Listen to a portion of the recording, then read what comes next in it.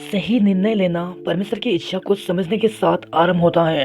परमेश्वर अपनी इच्छाओं को उन लोगों के ऊपर प्रकट करने में प्रसन्न होता है जो उसके नियमों का पालन करने के लिए उत्सुक होते हैं। भजन संहिता अध्याय 33 वचन 18 में, देखो यहोवा की दृष्टि उसके दरबियों पर और उन पर जो उसकी करुणा की आशा रखते हैं बनी रहती है। और भजन संहिता अध्याय 35 वचन 27 में पढ़ेंगे, जो मेरे धर्म से प्रसन्न रहते हैं वे जय जयकार और आनंद करें और निरंतर करते रहे। यहोवा की बड़ाई हो जो अपने दास के कुशल से प्रसन्न होता है। निर्णय लेने की दिशा में हमारा दृष्टिकोण यीशु के जैसा होना चाहिए, जिसने स्वयं की पुष्टि की, मेरी नहीं बल्कि तेरी इच्छा पूरी हो। लूका अध्याय 22 वचन 42 में पढ़ेंगे, हे पिता, यदि तू चाहे तो इस कटोरे को मेरे पास से हटा ले, फिर भी मेरे नहीं परंतु तेरी इच्छा पूरी हो। परमेश्वर मुख्य रूप से दो तरीकों से अपनी इच्छा को प्रकट करता है। सबसे पहले अपनी आत्मा के माध्यम से, परंतु जब वो अर्थात सत्य का आत्मा आएगा तो तुम्हें सब सत्य का मार्ग बताएगा, क्योंकि वो अपनी ओर से ना कहेगा परंतु जो कुछ सुनेगा वही कहेगा और आने वाली बातें तुम्हें बताएगा। यूहन्ना अध्याय 16 वचन 12, मुझे तुमसे और भी बहुत सी बातें कहनी है परंतु अभी तुम उन्हें सह नहीं सकते। और दूसरा, परमेश्वर अपने वचन के माध्यम से उसकी इच्छा को प्रकट करता है। तेरा वचन मेरे पाँव के लिए दीपक और मेरे मार्ग के लिए उजाला है।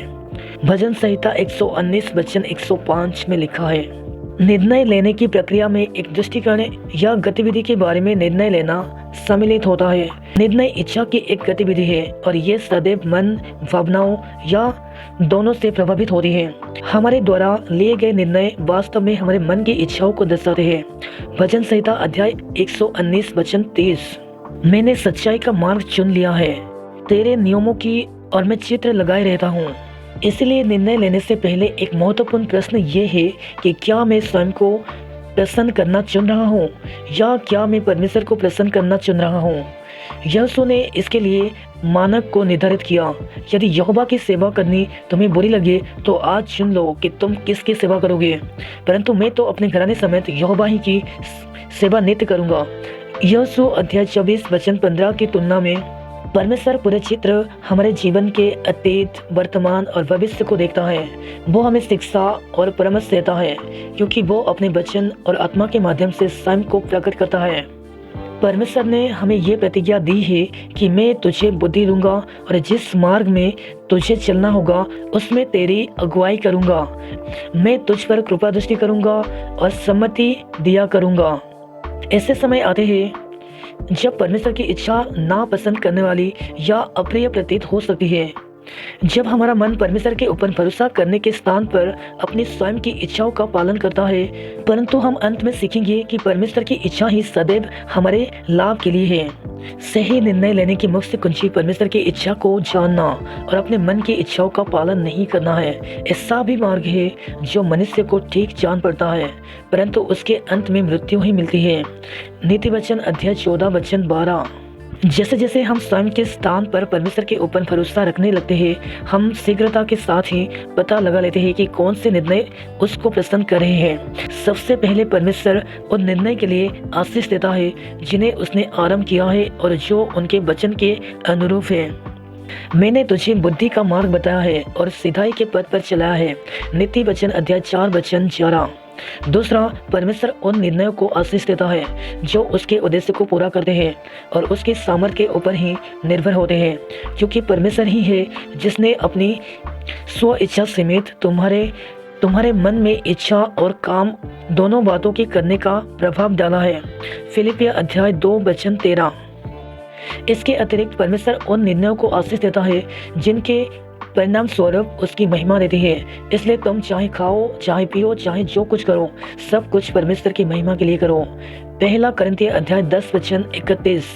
वो उन निर्णयों को आशीष देता है जो उसके चरित्र को दर्शाते हैं, जो न्याय, दया और विनम्रता को बढ़ावा देते हैं। हे मनुष्य, वो तुझे बता चुका है कि अच्छा क्या है और यहोवा तुझसे इससे छोड़ और क्या चाहता है कि तू न्याय से काम करे और कृपा से प्रीति रखे और अपने परमेश्वर के साथ नम्रता से चले। मीका अध्याय 6 वचन 8।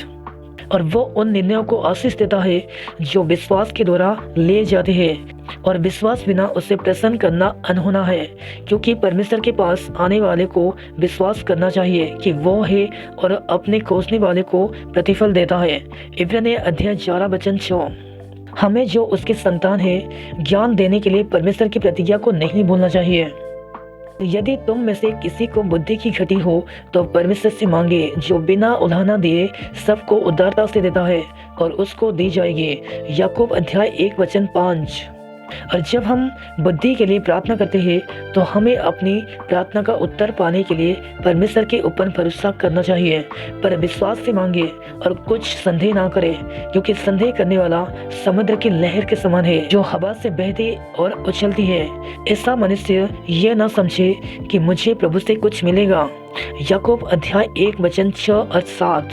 धैर्य की महत्वपूर्ण है, क्योंकि हम परमेश्वर को उसके समय पर कार्य करने की प्रतीक्षा करते हैं, और इस स्थिति से अब्राहम ने धीरज धरकर प्रतीक्षा की, प्रतिज्ञा की हुई बातें प्राप्त की। इब्रानियों अध्याय 6 वचन 15। निर्णय लेना तब और भी अधिक कठिन हो जाता है जब इसमें पीड़ादायी विकल्प सम्मिलित होता है। कभी कभी गतिविधियों का सही तरीका भी हमें किसी तरह से ठेस ही पहुंचाएगा। यही वो स्थान है जहां हमें सबसे अधिक अनुग्रह की आवश्यकता होती है। क्या हम वास्तव में मसीह की महिमा को ले जाने के लिए दुख उठाने के लिए तैयार हैं? इसलिए जबकि मसीह ने शरीर में होकर दुख उठाया, तो तुम भी उसी मनसा को हथियार के समान धारण करो, क्योंकि जिसने शरीर में दुख उठाया वो पाप से छूट गया, ताकि मनुष्य में अपना शेष शारीरिक जीवन मनुष्य की अभिलाषाओं के अनुसार नहीं, वरन परमेश्वर की इच्छा के अनुसार व्यतीत करें। पहला पत्रस 4 अध्याय वचन 1 और 2। आज के समय में किस तरह निर्णय लिया जाए, इसके लिए मार्गदर्शन पाने के लिए परमेश्वर की वचन की ओर देखिए। उस शांति में विश्राम प्राप्त करें जिससे केवल वही प्रदान कर सकता है।